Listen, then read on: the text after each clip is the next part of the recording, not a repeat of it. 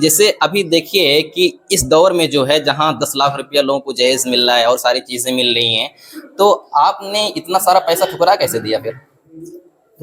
آپ کو نہیں چاہیے پیسہ، 10 لاکھ روپیہ آپ نے گنوا دیا پھر۔ تو میرے کہنے کا مقصد یہ تھا کہ اگر آپ چاہتے تو آپ کو 5-6 لاکھ روپیہ جہیز بھی مل سکتا تھا، اور دوسری بات یہ ہے کہ جہیز کے کچھ سامان بھی مل سکتے تھے، اور تو آپ نے جہیز نہیں لیا۔ جی بالکل۔ تو یہاں سے لڑکی کے گھر سے کچھ بیڈ وغیرہ بھی جاتا ہے، کچھ سامان جاتا ہے، تو وہ جا رہا ہے۔ السلام علیکم ورحمۃ اللہ وبرکاتہ۔ ناظرین کرام، امید کرتا ہوں کہ آپ سب بخیر ہوں گے۔ تو ابھی جیسا کہ آپ سب دیکھ رہے ہیں کہ ہم بیٹھے ہوئے ہیں کچھ لوگوں کے ساتھ، اور حقیقت میں آپ سے کہنا چاہتا ہوں کچھ باتیں کرنے سے پہلے یہ ویڈیو ہم سب کے لیے بہت ہی ضروری اور اہم ہے، اس لیے اس ویڈیو کو لاسٹ تک آپ کو دیکھنا ضروری ہے، اور اس ویڈیو کو جو ہے دوسرے مسلمان بھائیوں تک پہنچانا یہ آپ کی ذمہ داری ہے۔ تو ابھی ہم ایک نکاح کے مبارک موقع پر ہیں، تو ہمارے ساتھ ماشاءاللہ ہمارے شمس تبریز بھائی ہیں۔ تو آج آپ کا نکاح ہے، تو اس مبارک موقع پر آپ کا نکاح ماشاءاللہ ہو چکا ہے، تو اس کے لیے مبارکباد پیش کرتے ہیں۔ بارک اللہ لک و بارک علیک و جمع بینکما فی خیر۔ تو آپ سے یہ ضروری اور اہم باتیں اس لیے ہم کو کرنی ہے کیونکہ ہم نے آپ کی شادی کے بارے میں کچھ سنا ہے۔ آپ شادی میں کتنا جہیز لے رہے ہیں؟ جی میں نے اسلامی طور پہ شادی کرنے کی کوشش کی ہے، جی اللہ اور اس کے رسول کے بتائے ہوئے طریقے سے، جی نہ کچھ اس میں لینا ہے نہ دینا ہے، اور بارات وغیرہ کے تعلق سے بھی میں نے بہت ہی سختی برتی ہے کہ اس میں کسی طرح زیادہ تعداد نہ ہو پائے، اور حتی الامکان کوشش کیا ہے کہ بہت ہی محدود ہی، یعنی محدود چند افراد ہی آئے ہیں الحمدللہ، اور امت محمدیہ کو بھی اسی طرح فالو کرنا چاہیے، زیادہ سے زیادہ کوشش کرنی چاہیے کہ شادی کو آسان بنایا جائے۔ نہیں، میرا سوال مطلب یہ تھا کہ جیسے ابھی دیکھیے کہ اس دور میں جو ہے جہاں 10 لاکھ روپیہ لوگوں کو جہیز مل رہا ہے اور ساری چیزیں مل رہی ہیں، تو آپ نے اتنا سارا پیسہ ٹھکرا کیسے دیا پھر؟ آپ کو نہیں چاہیے پیسہ، 10 لاکھ روپیہ آپ نے گنوا دیا پھر۔ دیکھیں ہم لوگ عالم دین ہیں، اور اللہ اور اس کے رسول صلی اللہ علیہ وسلم کی بتائی ہوئی تعلیمات پر عمل کرتے ہیں، اور سب کو کرنا چاہیے۔ تو اللہ اور اس کے رسول صلی اللہ علیہ وسلم کی طرف سے اس طرح کی کوئی چیز جو ہے نہیں ہے کہ شادی میں جہیز لیا جائے، یا جو ہے بہت زیادہ بارات، اور اس طرح سے کوئی چیز موجود نہیں ہے ہمارے اسلام کے اندر۔ آج کل یہ سب کوئی فالو نہیں کرتا ہے، یہاں جاننے اور نہ جاننے والوں کی بات نہیں ہو رہی ہے، کیونکہ یہاں آج کل کے دور میں ہر کوئی جہیز لیتا ہے۔ ہاں بہت سارے لوگ ہوتے ہیں لیتے ہیں، پڑھ لکھنے کے بعد بھی لیتے ہیں۔ تو میرے کہنے کا مقصد یہ تھا کہ اگر آپ چاہتے تو آپ کو 5-6 لاکھ روپیہ جہیز بھی مل سکتا تھا، اور دوسری بات یہ ہے کہ جہیز کے کچھ سامان بھی مل سکتے تھے، اور تو آپ نے جہیز نہیں لیا۔ جی بالکل۔ تو یہاں سے لڑکی کے گھر سے کچھ بیڈ وغیرہ بھی جاتا ہے، کچھ سامان جاتا ہے، تو وہ جا رہا ہے ساتھ میں؟ نہیں بالکل نہیں جا رہا ہے، وہ ساری چیزیں میں نے خود اپنے تیار کروائی الحمدللہ، اور اس چیز کی کوئی ضرورت ہی نہیں تھی، کیونکہ اس کی استطاعت میں رکھتا ہوں، اور اللہ کے رسول صلی اللہ علیہ وسلم نے کہا ہے کہ من استطاع منکم الباء فلیتزوج، تو اس میں یہ چیز بھی شامل ہے، تو اسی وجہ سے میں نے یہ سب چیزیں نہیں لی۔ اب بتائیے 5-6 لاکھ روپیہ جہیز، اس کے بعد 2-2.5-3 لاکھ روپیہ اب جو سامان جاتا اس میں بھی آپ نے جو ہے پتہ نہیں آپ نے کیا سوچا، آپ کے دل کے اندر کیا تھی۔ یہاں تو آج کل لوگ جہیز کی اتنی لالچ اپنے دلوں میں بھر چکے ہیں کہ وقتی طور کی خوشی کے لیے اللہ رب العالمین کو ناراض کر بیٹھتے ہیں۔ حقیقت میں یہ نکاح ایک مثال ہے تمام مسلمانوں کے لیے کہ ہمارے شمس تبریز صاحب جو ہیں انہوں نے نکاح کیا، انہوں نے شادی کی، اور 1 روپیہ بھی انہوں نے جہیز میں نہیں لیا اور نہ ہی کوئی سامان لیا۔ جہیز میں جو سامان لوگ اپنی بیٹی کو دیتے ہیں، چاہے وہ بیڈ ہو یا اور کوئی سامان وغیرہ ہو، لوگ سوچتے ہیں کہ وہ جہیز نہیں ہے، حالانکہ یہ ساری چیز جہیز میں شمار ہوتی ہیں، شامل ہوتی ہیں۔ لیکن ہمارے بھائی صاحب نے ایسی کوئی بھی چیز لڑکی کی طرف سے نہیں لی ہے، نہ لینے کا کوئی ارادہ ان کا ہے۔ اور اس کے علاوہ جو رسوم و رواج ہوتے ہیں شادیوں میں، آپ نے کیا کہ نہیں کیا؟ ابھی آپ جب گھر سے باہر نکل رہے تھے تو دولہے کو مطلب سجاتے ہیں، سنوارتے ہیں، آپ نے وہ سب نہیں کیا؟ نہیں بالکل نہیں، کیونکہ اس طرح کی چیزوں کا کوئی رواج ہی نہیں اسلام کے اندر۔ جی بالکل رواج نہیں اور لوگوں کو اس طرف توجہ دینی چاہیے، کیونکہ اس میں بہت ساری بے حیائی، بے شرمی ہے، اور اس کو روکنے کی کوشش کرنی چاہیے، اور میں نے کوشش کی الحمدللہ، اور بہت حد تک کامیاب بھی رہا، اللہ کا شکر ہے۔ بھائی زندگی میں ایک بار شادی آدمی کرتا ہے تو دھوم دھام سے کرتا ہے، آپ تو بارات بھی نہیں لے کر آئے ہیں۔ جی الحمدللہ، کیونکہ آپ نے اپنے جاننے والوں کو، اپنے دوست و احباب کو، اپنے اعزاء و اقارب کو آپ نے ناراض کر دیا، بارات نہیں لائے۔ कोई बात नहीं, अल्लाह रब्बुल आलमीन राजी हो जाए, यही काफी है। यही का जी बिल्कुल।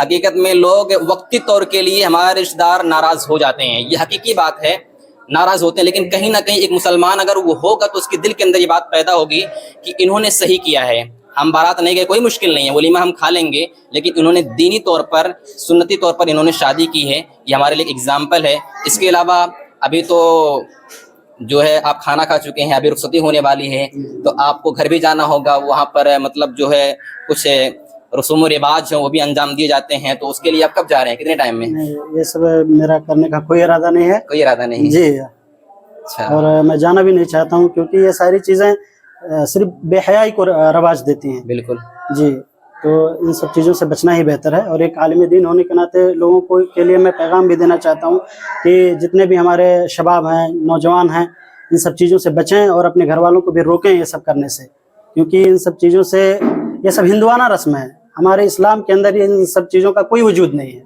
ये सब हिंदुओं से और काफिरों से जो है लोगों ने सीखा है और वही सब रस्म रवाज निभा रहे हैं।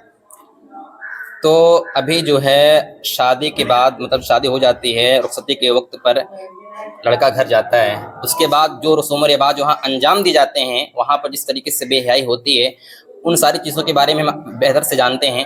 तो आप उस ताल्लुक से क्या कहना चाहते हैं, मतलब वहाँ पर क्या बेहयाई होती है, क्या चीज़ें होती हैं और उससे हमको कैसे बचना चाहिए? सबसे पहली बात तो वहाँ जो औरतें होती हैं घर की गैर महरम जो होती हैं, बिल्कुल। वो आती हैं, दूल्हा जाता है वहाँ बैठता है, उसे पानी वगैरह पिलाया जाता है। इस्लाम के अंदर इन सब चीज़ों का कोई वजूद ही नहीं, कोई वजूद नहीं है। बिल्कुल जी।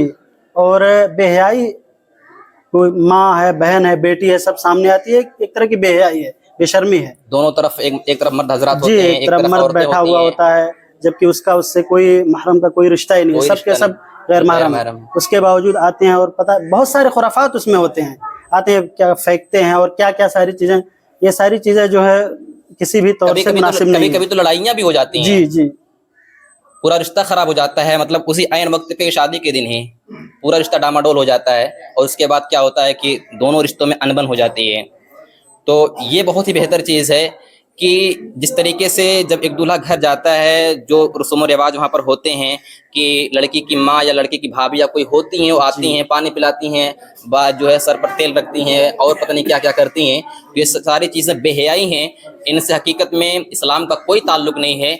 इसलिए मैं आप सबसे कहना चाहता हूँ कि आप इस्लाम को फॉलो कीजिए और एक जो सुन्नत है शादी करने का, उस सुन्नत को आप अंजाम दीजिए। ये निकाह हमारे लिए एक एग्जाम्पल है, इसीलिए मैंने इस वीडियो को बनाया, हमारे शम्स तबरेज़ साहब के साथ है। माशाल्लाह मैं बहुत खुश हुआ जब मुझे इस चीज़ की जानकारी मिली कि हमारे गांव में शादी हो रही है और जो शादी कर रहे हैं तो वो किसी भी चीज़ के लिए कोई ख्वाहिश नहीं, ना तो कोई सामान चाहिए, बल्कि सख्ती तौर पर इन्होंने मना किया कि हमको लड़की की तरफ से कोई सामान नहीं चाहिए, ना तो बेड चाहिए, ना ज़र्रा बराबर भी कोई सामान नहीं चाहिए। हालांकि हाँ, लड़की अगर कोई सामान लेके जाना चाहती है अपने लिए, कपड़ा हो या सारी चीज़ें, तो लेके जा सकती है, मुश्किल नहीं है, वो तो उसका हक वो है।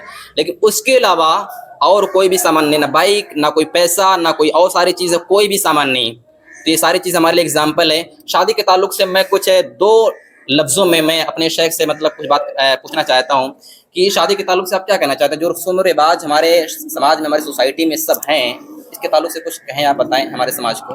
अस्सलाम वालेकुम रहमतुल्लाहि व बरकातुहू। वालेकुम अस्सलाम व रहमतुल्लाह।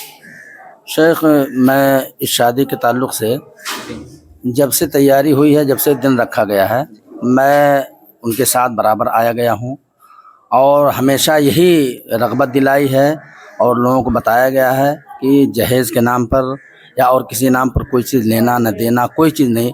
और मैंने बेड जो मंगवाया है, मैं ख़ुद उसमें शरीक था कि वो अपने पैसे, अपने जेब से। और जो रस्म रिवाज आज पाए जाते हैं शादियों में, उनसे मुकम्मल तौर पर किनारा कशी की है, मुकम्मल तौर पर इज्तनाब किया है। 1 रुपया भी नहीं, 1 रुपया भी नहीं।